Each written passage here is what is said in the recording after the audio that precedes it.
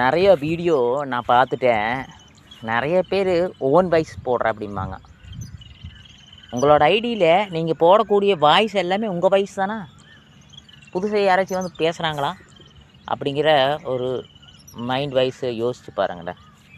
எனக்குன்னு நிறைய பேர்த்துக்கு நல்லா தெரிஞ்சுக்கணும். ஒரு ஆட்டம் ஆட சொன்னால் ஆடுறதுக்கு முன்னாடி வந்து ஆடுறது கிடையாது.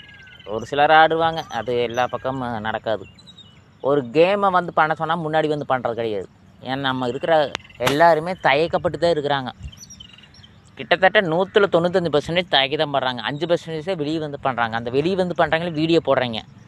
அவங்க ஒரு 1000 வீடியோ போஸ்டிங் போட்டாங்கன்னா அதில் 990 வீடியோ வேறு டைலாக்கு, வேறு நடிகரோட டைலாக்கு, நடிகரோட டான்ஸ் அப்படியே பார்த்து ஆடுறதுனால அந்த 10% தான் பேசுகிறாங்க அவங்க வாய்ஸில். அதான் ஓன் வாய்ஸுங்கிறாங்க.